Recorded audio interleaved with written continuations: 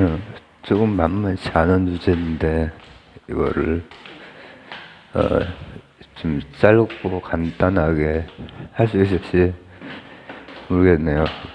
뭐냐면은 아,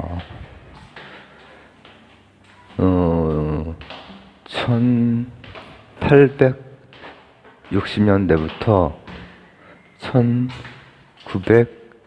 1970년대까지 한 100년 정도 동안 100년 넘는 그 기간 동안 경제학에서 우리가 역시 굵직한 일은 그 당시의 역사나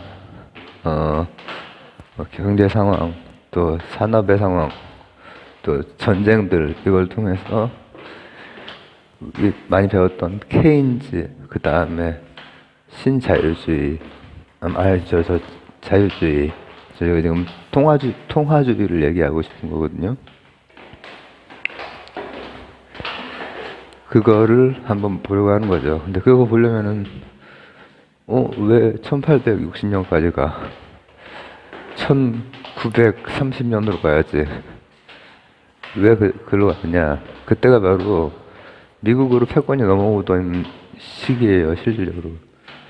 그때부터 좀 이제 시작이 돼서 30년, 50년 이렇게 되면은 완전히 넘어오죠. 무슨 얘기냐면은 남북 전쟁 이후에 이제 이렇게 우리나라로 치면은 흥선대원군 뭐 이때부터 해서 이제 1900, 뭐 이승만 박정희 대통령 이때를 거치는 그 100년의 시기란 말이죠. 흥선대원군이 세국전 정책 하고 척합이 세우고 있을 때 미국은 공업지대가 막 개발되고 있었거든요. 공업지대가 그 이후로 100년 후에 우리는 공업지대가 개발이 됐고요. 근데 이제 그때 경공업까지는 괜찮았었고 이제 중공업 쪽에서 좀 문제가 생긴 거죠. 이게 다 엮여 있어요. 그 100년의 시차. 아 이거 어떻게 내가 풀지 이거를? 짧은 시간에 풀어야 되는데 밥 먹어야 되거든요. 지금 눈 떠가지고 막 얼굴이 탱탱 부어 있군요. 필립스 곡선이라고 있어요. 오늘날에 식이나 이런 것들로 그 경제학을 식이나 수학으로 설명하는데 수학도 사실은 그냥 수학하는 사람이나 물리학하는 사람이 보면 수학도 아니라고 이제 얘기를 많이 하죠. 왜냐하면 그냥 선형의 그냥 연립방정식 같은 그런 건데 하지만 우리 같은 일반인에게는 어렵죠. 그냥 외워야 되는 그런 거고. 그래서 그거에 대한 것을 필립스 곡선은 그냥 이렇게 선이니까는 쉬워요. 그 식으로 그냥 생각 안 하고 선으로 설명하면은 필립스 곡선 가지고 왜 그때 필립스 곡선 그 사람이 그걸 영국을 했을까? 영국의 패권이 왜 이때부터 넘어갔지? 그게 아니었을까 저는 생각해요. 경제학자가 됐건 역사학자가 됐건 어느 공동체의 입장에서 생각을 해보게 되는 거거든. 특히 어떻게 보면 자신들이 한테서 어떤 소수자였던 사람들이 도망가서 세운 나라가로 어떻게 넘어갔지? 이 해가 지지 않을 것 같은 대영 제국에 이게 무리하죠? 무리한 수준이죠? 그러나 이제 그 사람의 아이디어는 굉장한 게 뭐냐면은 인플레이션과 실업률의 이런 관계, 무차별 곡선도 이런 곡선인데, 그죠? 그건 제가 설명했는데 아직 안 올려놓은 것 같네요. 무차별 곡선은 설명한 적이 또 전에도 있죠. 근데 이런 관계, 역관계죠. 그러니까 무차별 곡선은 역관계로서의 그거라기보다는 그건 이제 저기입니다. 좀 다릅니다. 근데 막 물가가 상승할 때는 별로 실험은 안 하지만 물가가 너무 높아. 살인적인 물가.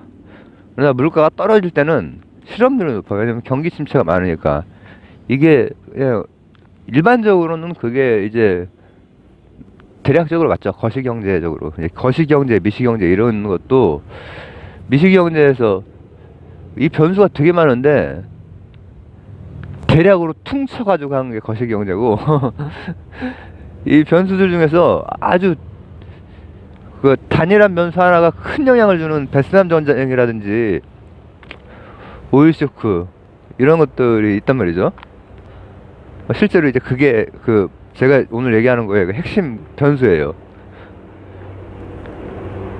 그럴 때 이제 보는 시각이나 이런 것들이 다 달라지고 그것에 대한 분석이나 시각이나 그거에 대한 수식화 원래 식이 있거든요. 원래 그 통화에 대한 식이 있어요. 통화론자들이 그 식을 가지고 다 이제 변형하고 연립 일치 방정식 세우고 그런 거거든요.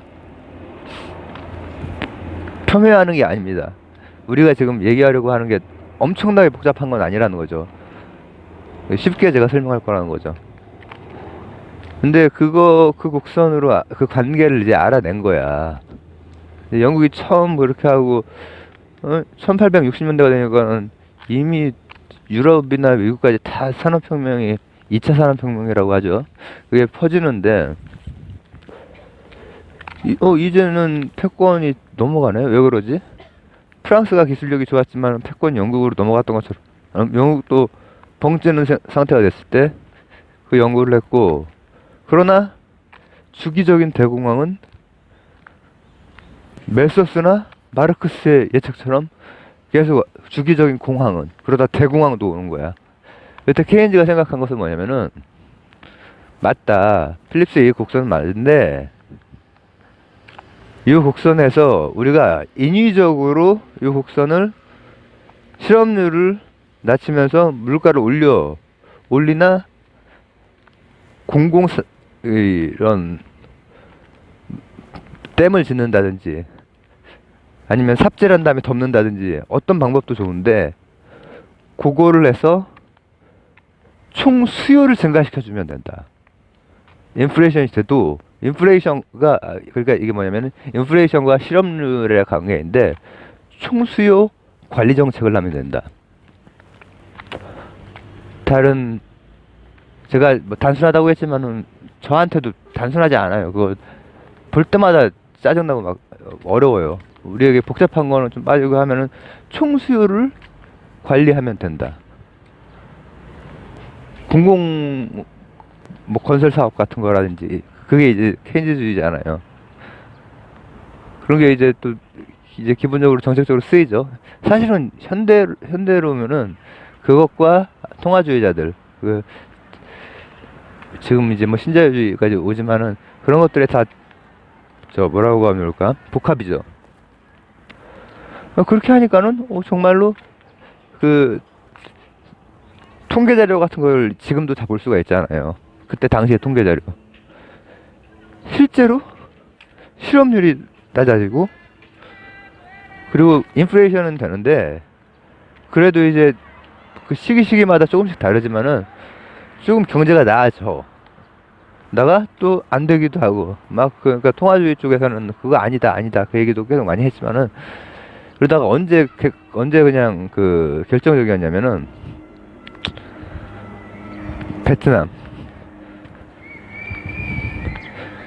베트남은 그 역사 전체가 전투에 밖으로가 아니라 안에서 전투에서 늘 싸우고 늘 결국 이기고 했던 그게 있는데 멍청한 놈들이 거기에 들어간 거야 또. 아유, 죄송합니다. 우리나라도 들어갔는데 멍청한 놈들이라고 하면 안 되지. 번번이 깨지죠. 중국도 쫓아내고 프랑스도 쫓아내고 미국도 쫓아내고 그때 또 경기가 안 좋지. 그때는 물가가 높고 실업률이 낮아지는 게 아니라 실업률까지 높아지는 거를 스태그플레이션이라고 해요. 스태그네이션하고 인플레이션하고 해가지고 스태그플레이션이 그러니까는 그때 이제 통화주의자들의 그게 정책이 다시 반영이 되는 거예요. 그건 뭐냐? 반대야. 어떻게 보면 수학적인 복잡한 거 빼고 나서 반대야. 이들은 필립스 곡선이 이렇게 된 게 아니라 이 높은 상태에서 결국은 케인즈 정책 쓰면 안 된다. 결국은 이렇게 여기 높아진 상태에서 일로 가는 게 아니라 이건 높고 물가도 계속 수직 상승하는 쪽으로 필립스 곡선이 바뀐다라는 그것을 이제 뭐 수학적으로 뭐 증명이라면 증명이죠. 그렇게 하고 이제 수학이 물리학에서도 느슨해지고 사회과학이나 이제 경제학이나 이런 데 가면은 많이 느슨해져요. 그러니까는 경제를 어떻게 하려고 해도 잘 안 되잖아. 하지만 정책적으로는 반대라는 게 총 수요 조절을 조절하는 게 아니라 총 공급을 조절해야 된다. 수요를 조절할 때는 사람들이 그 뭐 살 수 있는 그 돈을 이렇게 할 수 있게 하면서 뭘 개발도 하고 이제 그건데, 총 공급은 공급하는 그 입장에서 이제 얘기를 하는 거지. 그럼 뭐야? 구조조정, 투자 진작, 요걸 통해서 공급을 통해서 한다라고 하는 그 이론이에요. 그러니까 우리가 이제 늘 단순화시켜서 하는 성장이냐 분배냐, 이게 바로 이제 이론적인 그 틀로 들어가면은 케인즈 곡선이래. 그 필립스 곡선에 대한 이제 케인지안이라고도 하고, 케인즈주의자 그리고 통화주의자들의 기본적인 그거죠. 근데 이제 지금은 그게 융합도 되면서 복합적이죠. 이 신자유주의에 대한 것도 지금 현재 유럽은 실제로 신자유주의가 아니에요. 왜냐하면은 난민 문제나 이민 문제가 동유럽 쪽에서 몰려 들어오는 그게 굉장히 크기 때문에 극우화된다고 하잖아요. 신자유주의를 반대해. 그래서 여러 가지 요소들이 다 이쪽은 다 하나로 묶이고 이쪽은 또 이쪽으로 묶이고 그렇지 않아요. 그렇지 않고 이제 오늘은 그 중에서 이제 간단한, 근데 우리는 이제 생각할 때 그 전체 변수를 다 다룰 수 있는 인간의 그 한계가 있으니까, 물리학 같은 것도 그런데 이런 경제를 설명하는 것도 한계가 있으니까는 필립스 곡선 하나만 가지고 이제 얘기를 했던 것이고, 요약하자면은 필립스 곡선은 우하향 곡선이에요.